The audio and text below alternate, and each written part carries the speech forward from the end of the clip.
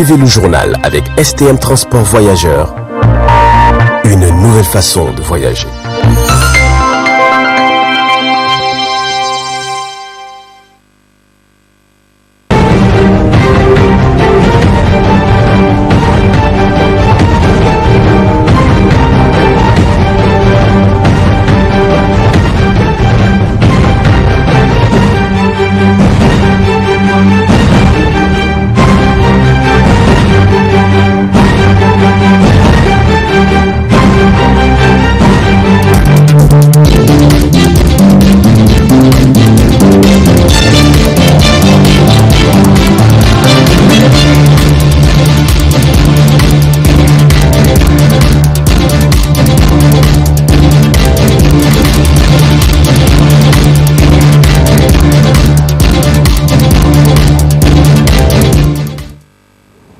Ravi d'être avec vous à cette grande édition de 20h15 sur la voie de la femme. Monsieur, dames, bonsoir. Au sommet de cette édition, ouverture ce matin à Montpellier, en France, du sommet Afrique-France, d'une grande rencontre nouvelle formule qui a réuni plusieurs acteurs de la société civile, des entrepreneurs et universitaires. Plusieurs questions seront débattues à l'occasion. Suivez cet extrait de l'entretien que nous a accordé l'acteur de la société civile, Maman Bachar. Quel est le format d'une telle rencontre?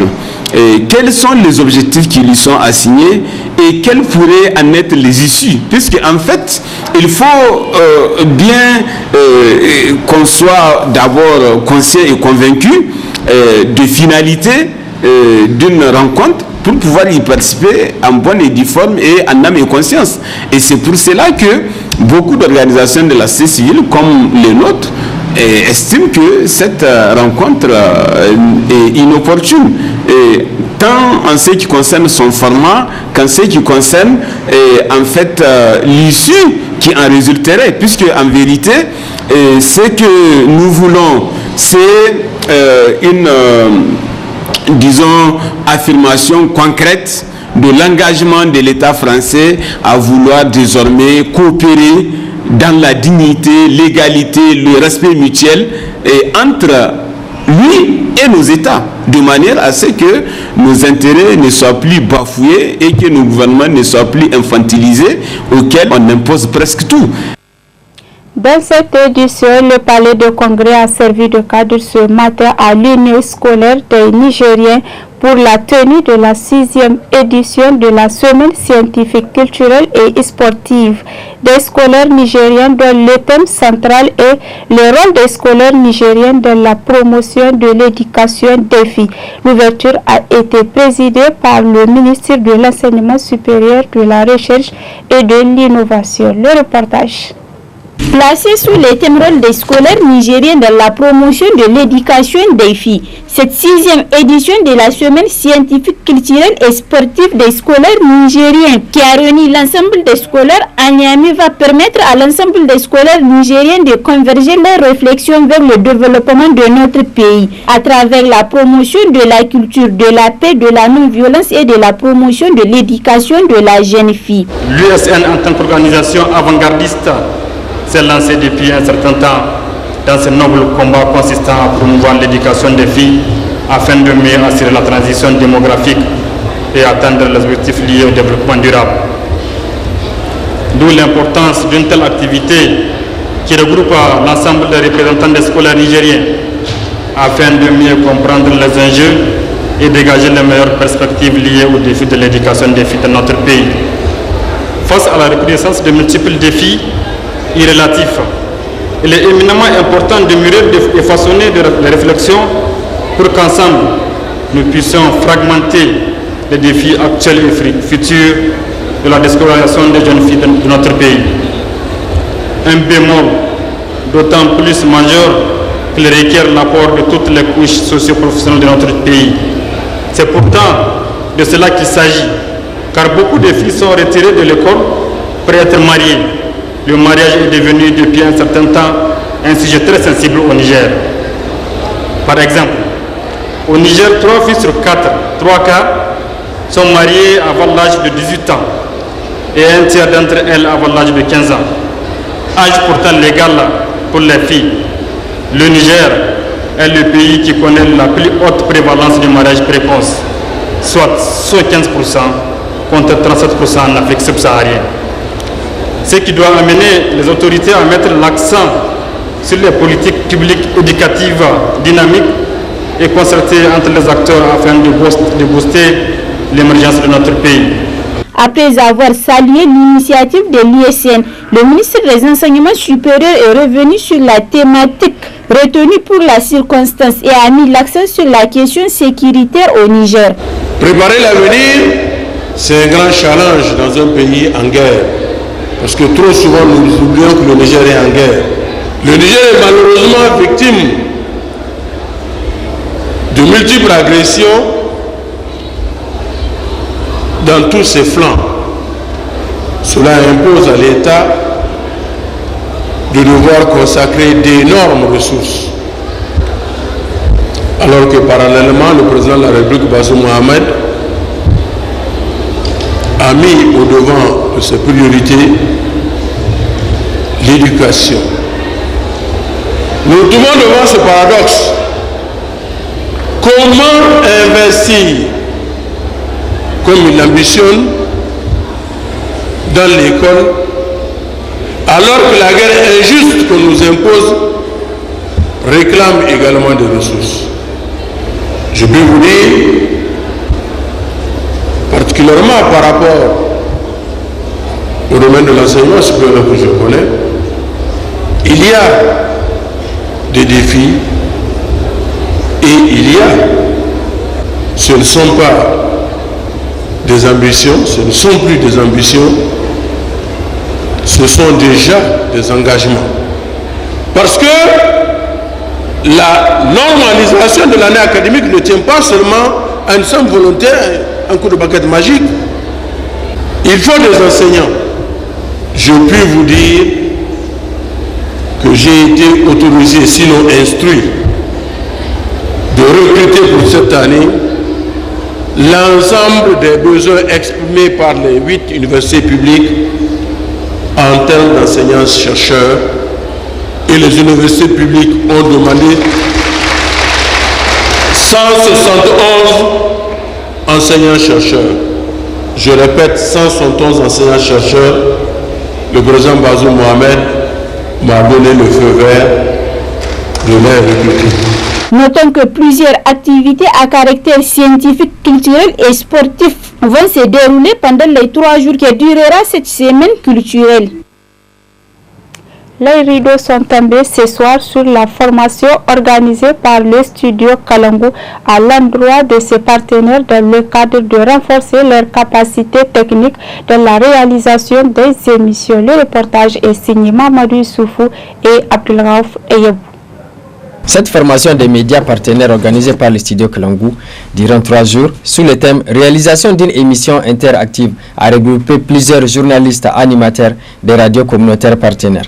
Le chargé de la formation du studio Kalangu invite les participants à un partage d'expérience avec leurs collègues journalistes. Il s'agissait pour cette formation d'outiller les médias partenaires du studio Kalangu dans les techniques de préparation, de conduite d'une émission interactive.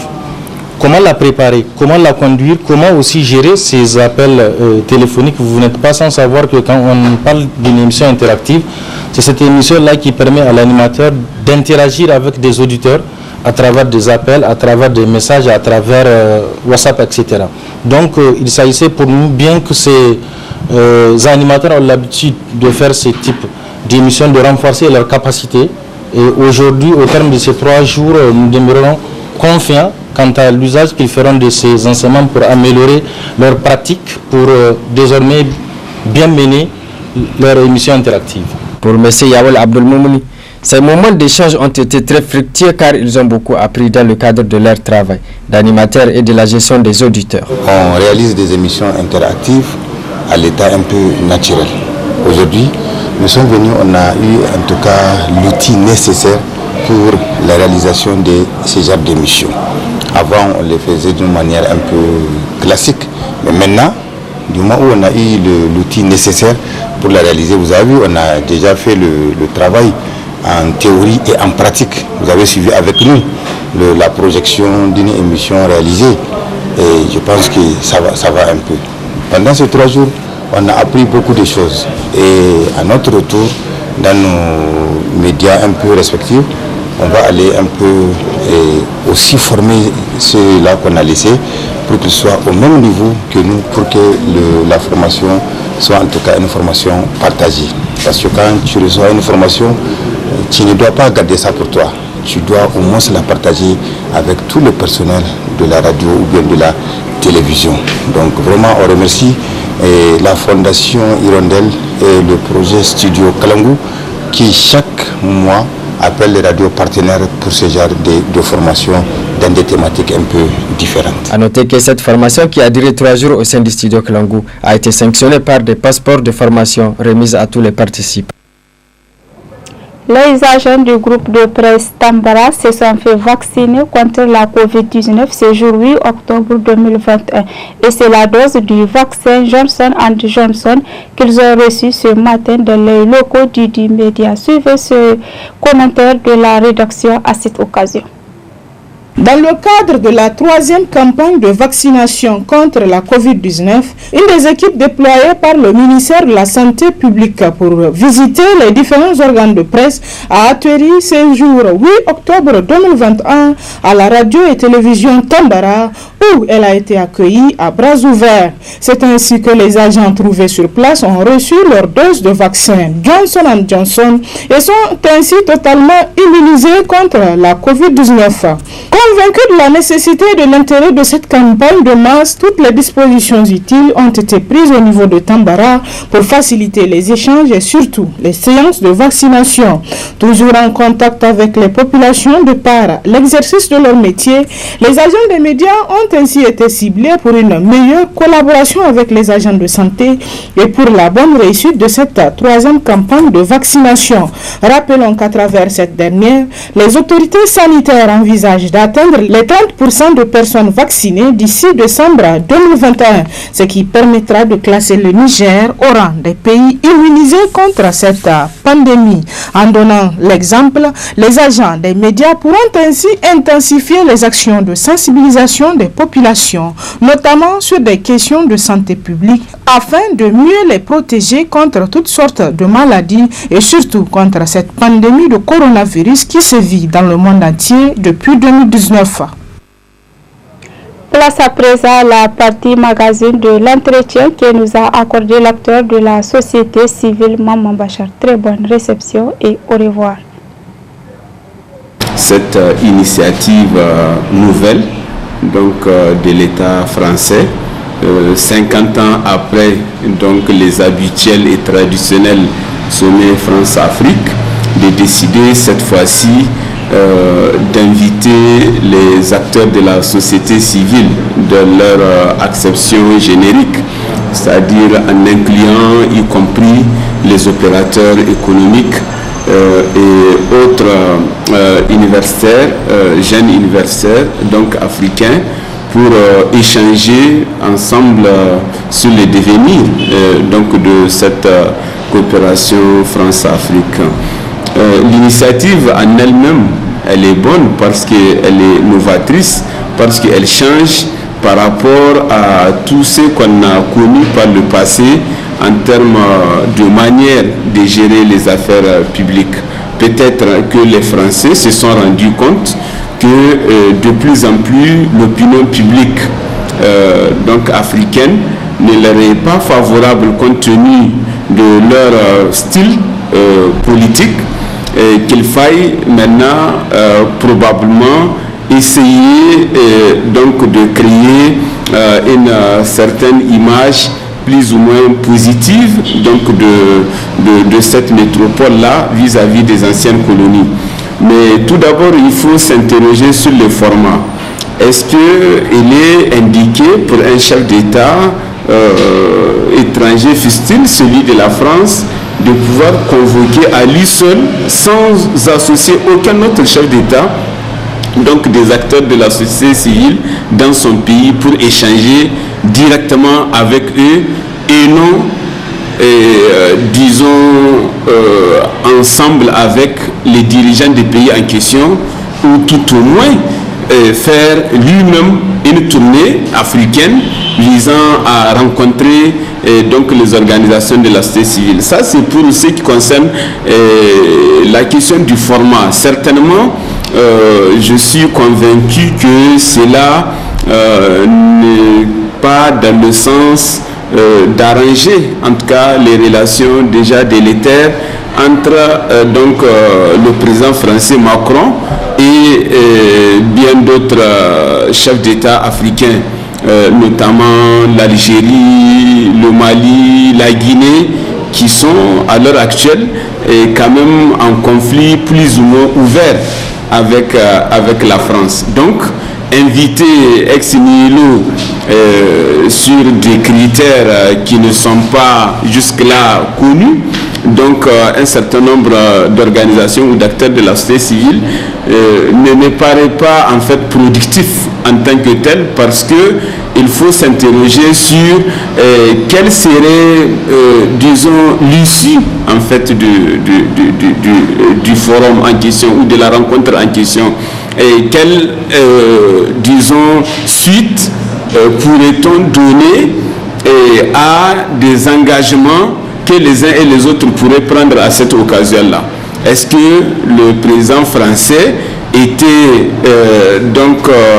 disposé à travers cette rencontre-là de pouvoir enregistrer les préoccupations des pays africains à travers les organisations de la société civile pour en faire droit, ou alors il était question pour lui juste de prospecter un peu pour voir le mental ou les niveaux de réflexion de citoyens ordinaires de ces différents pays-là pour encore mieux adapter leur politique de domination. Parce qu'aujourd'hui, il y a des questions essentielles qui sont posées, qui sont liées par exemple au devenir du franc CFA, qui sont liées à la dépendance de la BCEAO vis-à-vis du Trésor français, qui sont liées à ces dépôts ou à cette réserve que sont obligés de constituer les banques africaines vis-à-vis du Trésor français. Est-ce qu'on va continuer encore à produire notre monnaie en France au lieu d'évoluer plutôt vers, une monnaie africaine, quel que soit d'ailleurs son nom, que ce soit l'écu ou autre, et de créer et de renforcer la zone de libre-échange continentale, en tout cas pour les besoins du commerce et des échanges en Afrique. Donc, voilà les questions essentielles, d'une part du point de vue économique et de l'autre du point de vue sécuritaire, et tout ce qui concerne les questions de défense. C'est cette épineuse question de présence assez, affirmée de troupes françaises, notamment au Mali, au Tchad, en Côte d'Ivoire, donc qui perdure. Pour ce qui concerne le Mali, tout le monde aujourd'hui s'accorde à dire que on ne peut pas comprendre que l'ensemble de ces forces-là, constituées d'environ 30 000 hommes, que ce soit de G5 Sahel, de MINUSMA, de Barkhane et de l'armée malienne elle-même et de l'armée nigérienne qui soutiennent cela, plus de 30 000 hommes, ne parviennent pas en 6 ans durant en finir avec une question qui est entretenue à peine par 2000 hommes dans ce conflit-là. Donc il y a un questionnement assez évident à ce niveau-là en ce qui concerne, les interrogations que se font notamment le gouvernement malien sur l'opportunité et l'efficacité et d'ailleurs l'utilité même de cette présence armée sur son sol, alors que la question sécuritaire ne connaît pas une certaine amélioration substantielle, ce qui a amené d'ailleurs le gouvernement du Mali, comme vous le savez, à vouloir signer des accords avec des sociétés sociétés privées comme Wagner pour venir soutenir ces efforts de sécurisation du pays, avec également des appuis, notamment en matériel militaire, donc venant de la Russie. Mais ce que les gens oublient, c'est que la Russie a une relation assez soutenue avec ces pays-là depuis le temps de Modulo Keta, depuis le temps de l'URSS. Donc c'est la survivance de cette relation-là qui a amené le gouvernement malien, qui bénéficie d'ailleurs de beaucoup de bourses, y compris militaires, donc de la part de la Russie, à pouvoir réactiver cette coopération-là pour voir si, par exemple, de ce côté-là, il peut trouver la solution à son problème sécuritaire, notamment en ce qui concerne l'accès à certaines parties du territoire où les autorités nationales du pays sont souvent obligées de payer des rançons pour y accéder. C'est le cas de Kidal, c'est le cas de toute la partie nord. Donc ces questions-là sont des questions substantielles sur lesquelles, en tout cas, le gouvernement français devait, discuter franchement avec les pays africains qui ne veulent pas, en fait, en tant que tels, rompre totalement les relations avec la France, mais qui veulent ramener ces rapports-là comme étant des rapports de coopération gagnant-gagnant entre des États souverains qui s'engagent à être ensemble de manière à ce que chacun puisse bénéficier, donc disons de cette relation-là, et non d'être dans une situation de domination, de néocolonisation, d'exploitation donc permanente des ressources et d'infantilisation à la limite, parce que on a comme l'impression que nous, en tant qu'État, nous n'avons pas encore la solution ou les solutions à nos propres problèmes. Il faut que toujours ça soit la métropole qui les initie et qui les mette en place à notre nom. Donc de ce point de vue-là, je pense que si on regarde cette rencontre avec la jeunesse africaine, je ne pense pas que en vérité elle peut constituer une panacée par rapport aux difficultés auxquelles nous sommes confrontés à l'heure actuelle. Et quel est le format d'une telle rencontre?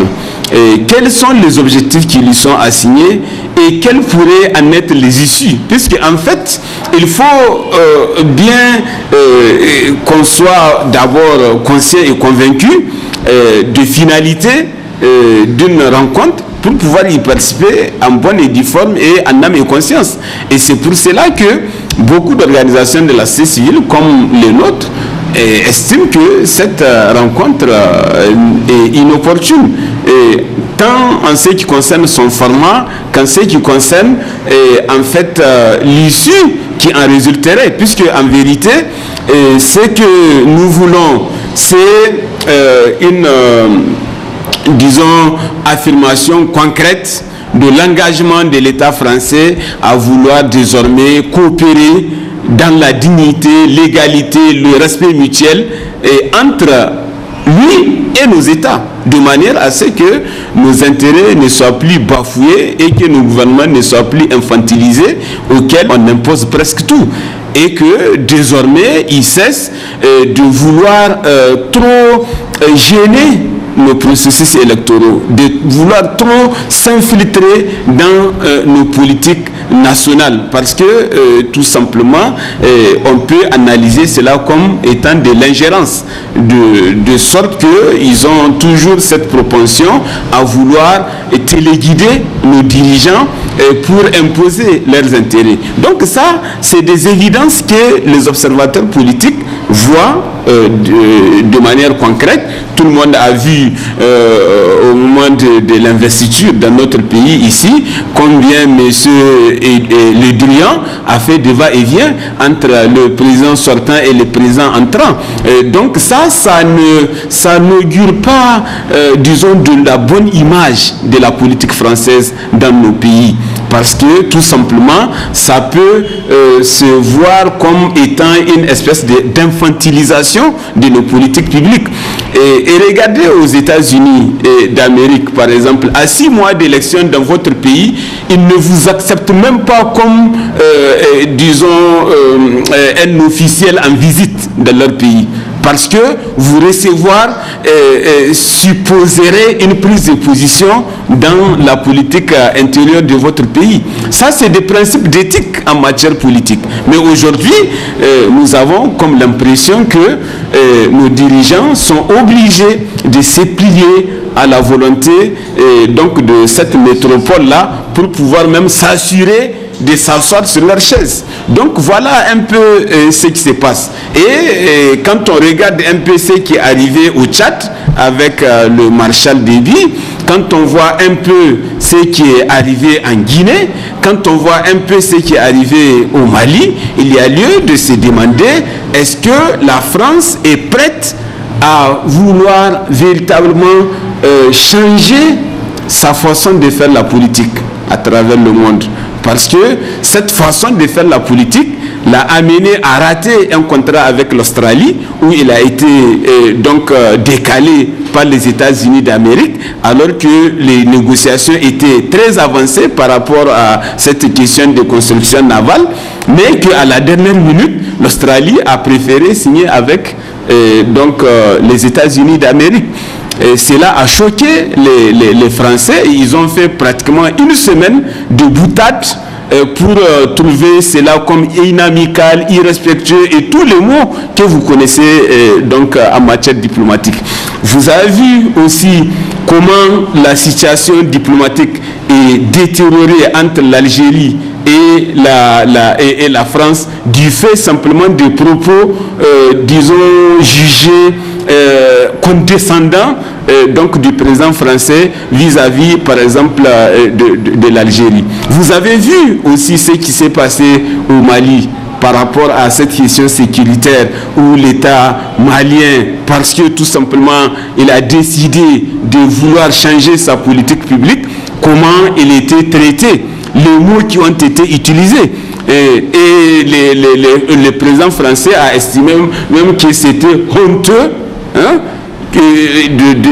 en fait, les propos qui ont été tenus par Dr Chagoual Maïga, qui est premier ministre de son pays, et comme en estimant que quelqu'un qui n'est même pas un gouvernement, qui n'est même pas légitime, en quoi est-ce que lui, il a le droit de juger de la légitimité d'un responsable politique d'un autre pays souverain qui était à la tribune des Nations Unies au nom de son pays?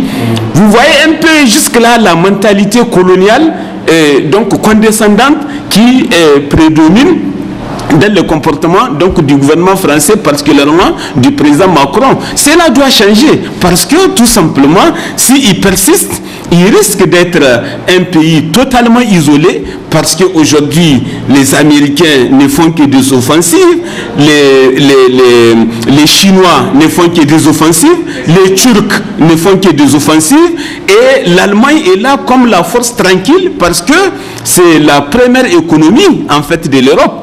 Et si la France continue à avoir cette, attitude condescendante visant une exploitation éhontée des ressources minières et pétrolières, et j'allais dire même des ressources tout court des pays anciennement colonisés par elle, et elle risque d'être, une puissance décadente. Parce qu'aujourd'hui, quand vous regardez en termes d'économie, c'est pratiquement les pays francophones qui sont les plus pauvres en Afrique.